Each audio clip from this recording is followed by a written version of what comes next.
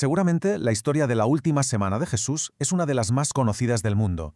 Pero, ¿y si le damos la vuelta? ¿Qué pasa si la miramos no desde la fe, sino con la lupa de un psicólogo clínico? Pues eso es justo lo que vamos a hacer. Vamos a meternos en la mente de un hombre que se enfrentó a una presión, a una presión que es casi imposible de imaginar para entender la psicología del trauma. Y sobre todo, de la resiliencia.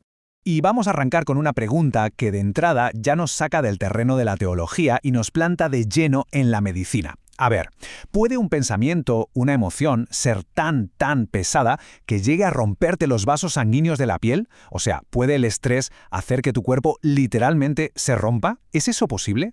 Pues, por increíble que parezca, la respuesta es sí. Y no es un mito, la ciencia lo ha documentado y le ha puesto nombre: hematidrosis. Es una condición médica, muy rara, sí, pero real.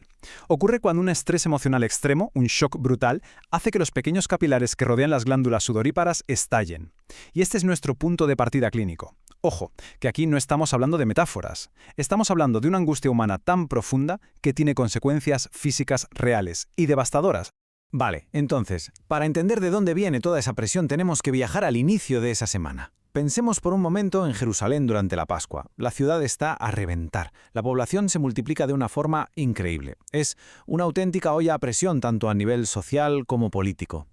Y justo ahí, en medio de todo ese caos, dos maneras completamente opuestas de entender el mundo están a punto de chocar, y de frente.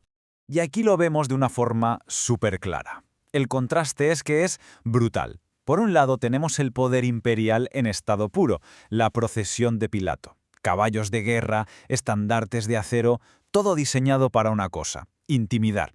Y por el otro, una imagen que es justo lo contrario, una contranarrativa radical. Un hombre del pueblo montado en un burro. Y esto no es casualidad, ¿eh? Es un acto totalmente deliberado, un mensaje que busca redefinir lo que significa el poder. No como dominación, sino como servicio, como humildad. Pero ojo, porque aquí es donde la psicología de la situación se vuelve mucho más compleja. Mientras todo el mundo a su alrededor está celebrando, eufórico, él está llorando. Y no es una simple tristeza, va mucho más allá. Es algo que podríamos llamar empatía prospectiva. O sea, la capacidad de sentir por adelantado el dolor que va a sufrir su gente. Esto demuestra un liderazgo increíblemente resiliente, sí, pero ¿nos imaginamos por un momento la carga mental que supone eso? Él ya está viviendo el luto por una catástrofe que nadie más puede ver. Y poco después llega uno de sus actos más polémicos y que a menudo se malinterpreta: lo de la limpieza del templo. A ver, esto no es un berrinche, no es un simple ataque de ira. Si lo miramos desde la psicología, podríamos llamarlo ira funcional.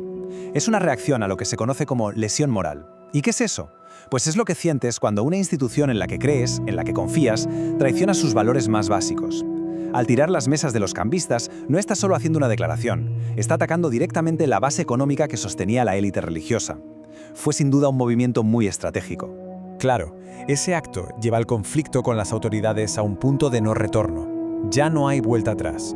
Pero ahora la historia da un giro. Nos movemos del conflicto externo, el público, a una fractura mucho más íntima, mucho más personal y, si cabe, más peligrosa: el colapso que se está cociendo dentro de su propio círculo de confianza. Y aquí tenemos que hablar de Judas, claro. Esta tabla nos ayuda a trazar una especie de perfil clínico. ¿Cuál fue su motivación? Bueno, no es solo la avaricia, como se suele pensar. Parece que el factor clave fue la desilusión. Podríamos hablar casi de un narcisismo herido, ¿no? Porque Jesús no encajaba con su idea de un líder político revolucionario. Luego está la acción: venderlo por 30 monedas, que era el precio de un esclavo. Para hacer algo así tienes que haber deshumanizado completamente a la otra persona. Y el final es clave para entender su psicología. Siente un remordimiento terrible, una culpa que lo devora, pero no es capaz de buscar el perdón o la reparación, y esa incapacidad es lo que lo lleva al colapso psíquico total. El relato bíblico lo dice de una forma muy gráfica, muy potente: Satanás entró en él. Desde un punto de vista psicológico, este momento es fascinante. Es el punto de quiebre, es el momento en que la disonancia cognitiva, esa lucha interna, esa guerra entre tus valores y lo que estás a punto de hacer por fin termina. La batalla interior se acaba. La persona se rinde por completo a ese impulso oscuro, y lo que queda ya no es duda ni conflicto, sino una resolución y una frialdad aterradoras. Y en medio de todo esto, con la traición a la vuelta de la esquina, lo que pasa en la última cena es una auténtica lección de cómo gestionar una crisis.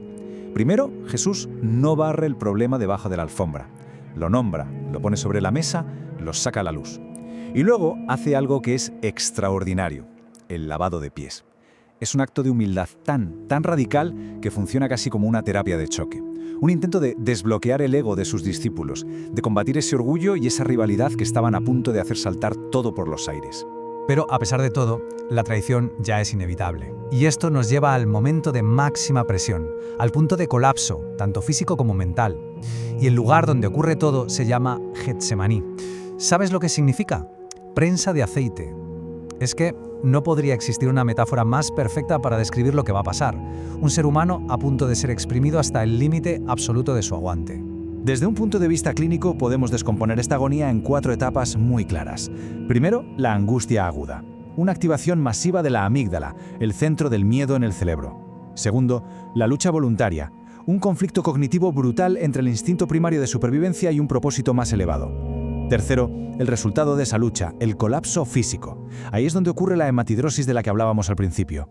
Y finalmente, la 4ª etapa, la resolución. La lucha interna para, y lo que aparece es una aceptación radical. Y esa aceptación es la base misma de la resiliencia. Y mientras Jesús llega a esa resolución, su amigo más íntimo Pedro está sufriendo un tipo de colapso totalmente distinto. El contraste es fascinante. La negación de Pedro no es tanto un fallo de carácter o de que no quisiera a Jesús, es más bien un fallo de su sistema nervioso. Ante una presión social brutal y un miedo atávico a morir, su cerebro simplemente pone la supervivencia por delante de la lealtad. Es otra cara de cómo reaccionamos los humanos ante una amenaza extrema. Esta tabla es tremenda porque nos pone delante 2 realidades que están pasando a la vez. En la columna del trauma físico, la progresión es de un dolor que no podemos ni imaginar. Nervios seccionados, asfixia progresiva, deshidratación, shock. Pero ahora, fijémonos en la columna de la respuesta psicológica. Es que es asombroso.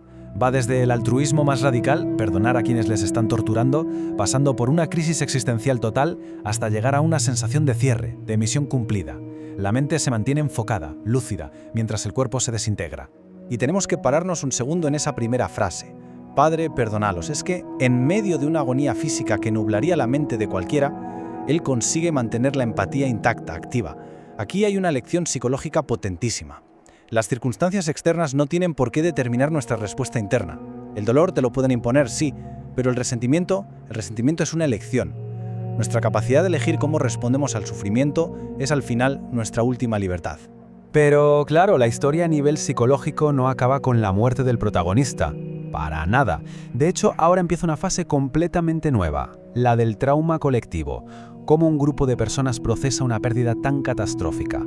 La pérdida de su líder, de su propósito, de todo su sistema de creencias. Vamos a ver cómo es la psicología de la reconstrucción, de levantarse desde las cenizas. El día después de la crucifixión es un día de silencio absoluto, de vacío. Psicológicamente hablando, es una fase de duelo agudo, de shock postraumático en toda regla. Su líder ha muerto, su propósito se ha hecho añicos, su seguridad ha desaparecido, todo su mundo se ha venido abajo y lo único que les queda es el miedo. Están escondidos, aterrorizados, pensando que ellos van a ser los siguientes. Y es justo aquí donde la historia introduce un giro que, visto desde la psicología, funciona como un potentísimo proceso terapéutico. El relato de la resurrección actúa como lo que en terapia se conoce como una interrupción de patrón. Rompe de golpe el ciclo de shock, de duelo y de miedo. Y fijaos cómo se aborda cada herida específica. Para el miedo de estar encerrados, la respuesta es un saludo de paz, que desactiva la alarma. Y para la herida más personal, la más profunda, la vergüenza de Pedro, la restauración es perfectamente simétrica. Sus 3 negaciones se curan con 3 afirmaciones de amor y una nueva misión. Así que el punto clave, la verdadera clave de todo, no es tanto el evento físico en sí, sino lo que provocó en sus mentes. Una auténtica revolución cognitiva. De repente tenían un marco completamente nuevo para entender la realidad. Una nueva psicología donde el trauma, el fracaso, la muerte ya no tenían la última palabra. Esto no solo les dio esperanza, sino que reconfiguró por completo su forma de ver y de estar en el mundo. Entonces, si destilamos todo este análisis clínico, ¿con qué nos quedamos? Pues casi con un pequeño manual de resistencia psicológica. Primero, la integridad tiene un precio, a veces muy alto, pero es el cimiento de una mente sana. Segundo, el estrés extremo no es un fallo moral, es una realidad biológica. Nuestro cuerpo tiene un límite. Tercero, nuestra respuesta ante el sufrimiento es nuestra libertad final. Y por último, y quizá la idea más potente de todas, que incluso después del fracaso más absoluto, la restauración, el volver a empezar, siempre es una posibilidad. Lo que nos deja con una última reflexión. Al margen de las creencias de cada uno, esta historia funciona como una metáfora universal y potentísima sobre la resiliencia. Nos enseña que da igual lo oscura que se ponga la semana, da igual lo profundo que sea el trauma, la posibilidad de un nuevo comienzo nunca desaparece del todo. La puerta a la esperanza siempre se queda abierta.